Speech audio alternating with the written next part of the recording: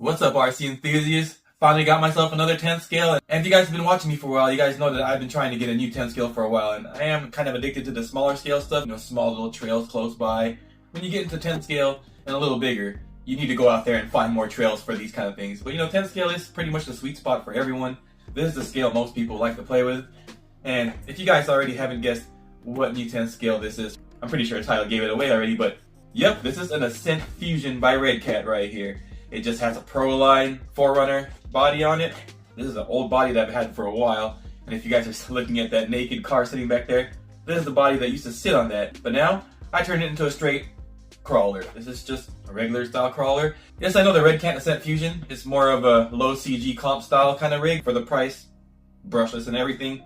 What more could you ask for in carbon fiber chassis? And Redcat is definitely showing up some RC companies of what they can do and what they can come out with for a certain price as well. So you do get a lot of bang for your buck with this rig right here. Should perform really well just by putting a body on it and having this Ascent Fusion chassis underneath it. And I know I just did a community post just recently, and it looks like the TRX4 has the most votes, which, I'm not going to sit here and say they shouldn't have the most votes. I mean, they're reliable. They've been around for a while, aftermarket part galore for them, and TRX4 has been a proven platform. We're going to go ahead and see how well this does. So let's go ahead and show you guys what it looks under here. No crazy modifications. Boom, there's the latch system that's normally on there, and here's the post that they include in the box to modify it to add your own bodies onto it.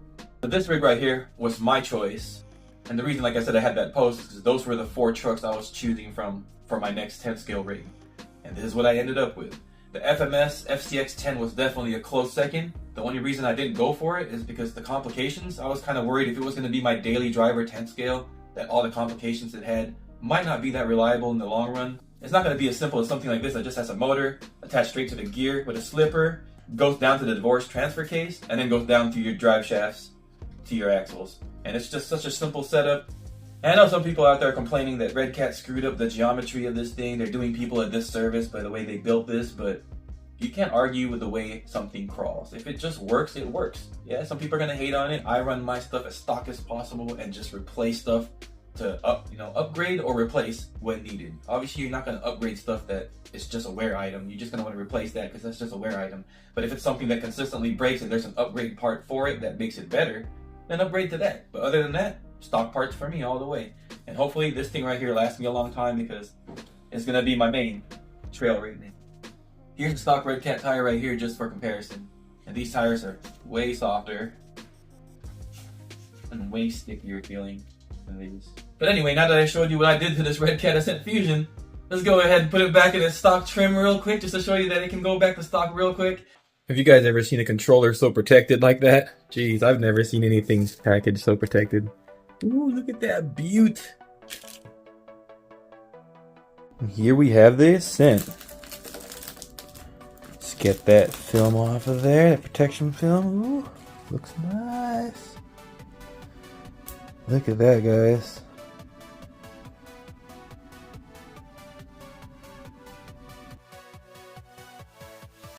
Yeah.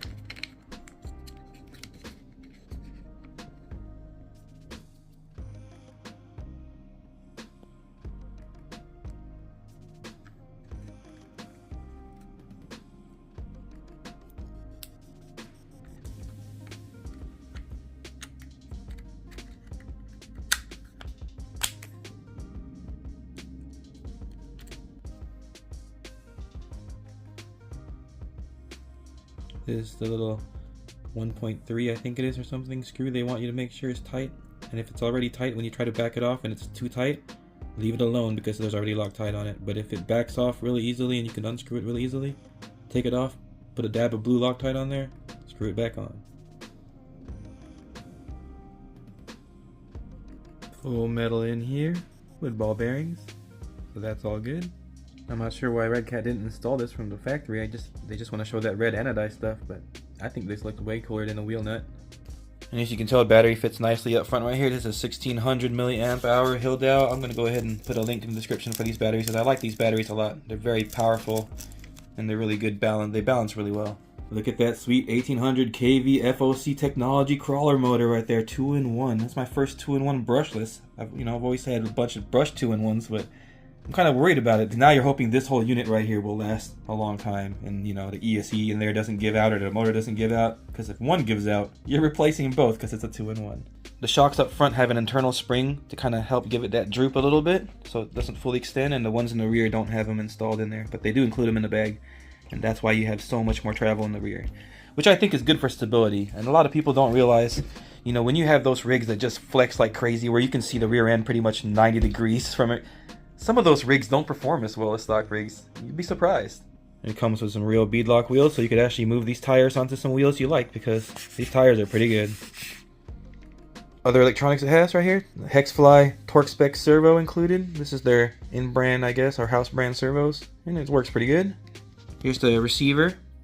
It's a Redcat branded, but I believe this is FlySky, because this transmitter right here sure reminds me of a FlySky, especially these rubber parts right here. Because you could actually take this off on the FlySky ones, and they come with extra ones to make it thicker, so you can have a thicker handle or not. And look, this one comes off just like the FlySky ones, exactly the same mold. So I'm assuming this is a FlySky transmitter. Definitely a pretty nice feeling transmitter in the hand. Got some pretty good options right here. You have all your steering, throttle, and EPA endpoints, and your reversing's, and your bind button. And you also have a third channel right here, and a fourth channel switch, and an LED button.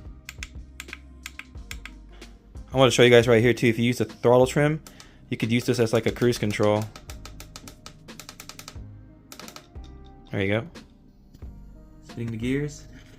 And it's got the FOC control, so it just climbs stuff without even struggling. Don't even need to give it more throttle input, as you can tell I'm not even holding the transmitter. And it'll start climbing that at the slowest speed it can. That's tons of torque right there. Really good system by Hobbywing. And for you guys receiving this brand new for the first time, not run out the box, you might have to calibrate your controller to the ESC, because it might not be smooth. And if that's your case, all you have to do is turn on your transmitter, and then you hit the power switch right here, hold it down for a couple seconds, and it'll beep rapidly like that. Leave this on the neutral, and then press it once. And then hold this full throttle forward, and then press this once while doing that. And then hold it full brake or reverse, and then press it again. And then once you're done, it'll do those multi-beeps and arm itself, and now it's ready. You don't have to turn it on and off, it's just ready to go. And it's really simple. Hobbywing makes that really easy to do with their ESC.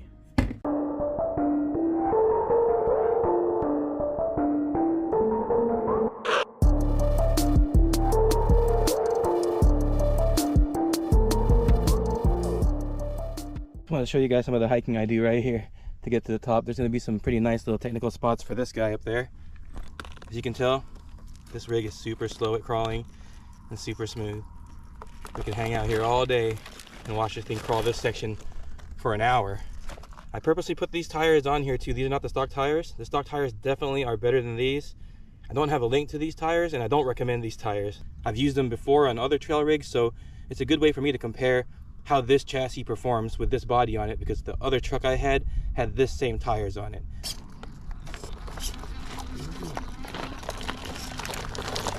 So loose rocks, no made courses here, just straight trail driving. Man, these tires, I forgot how crappy they were. It was really bad. And the fact that I've had these sitting on the shelf for, I don't know, maybe about 4 years sitting on the shelf, these tires. This one we're gonna have to act like we have some all-terrains on instead of some proper off-road tires.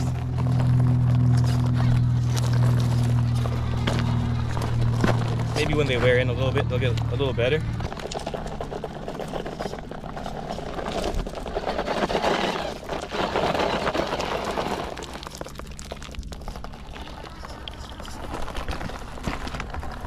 So you guys can tell this Proline, I think it's 1991 4Runner body, fits perfect on this truck with the smaller diameter tires. It also fits with the stock tires actually. Just a little bit of rubbing, just tiny bit. Nothing the stock body didn't do anyway.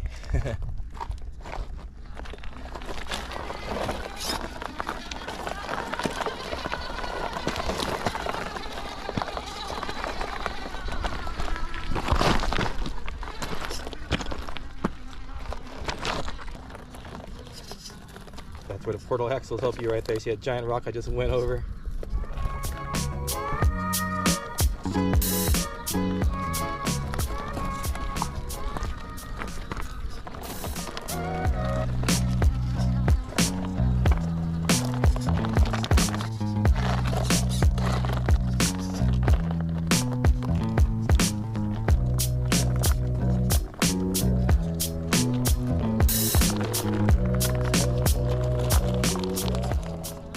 Forming really well right now.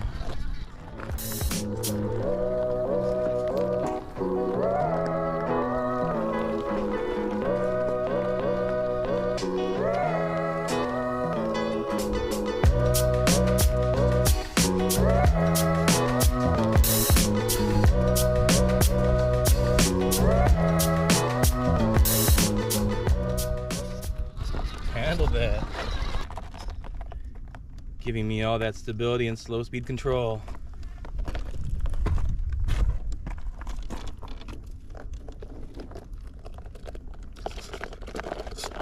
Oh. Nice.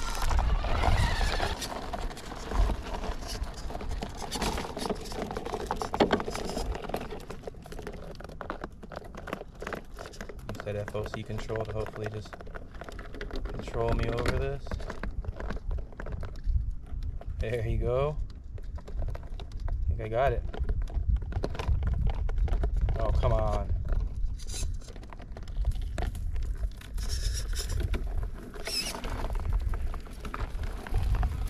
Nice.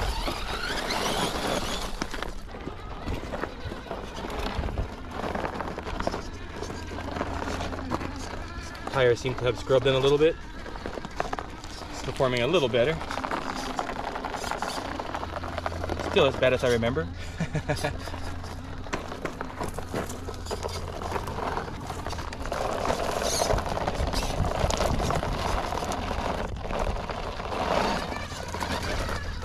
So I'm gonna go cut more this way. There you go.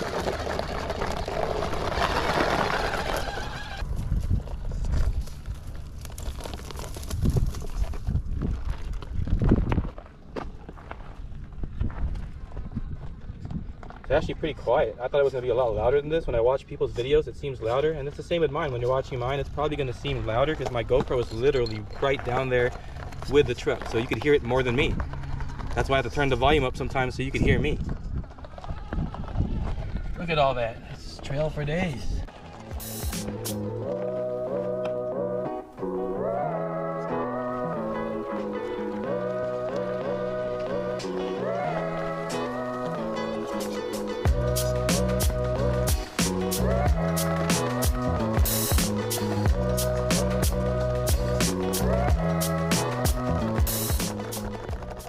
Tire grip right here would be better right now if I had the stock tires.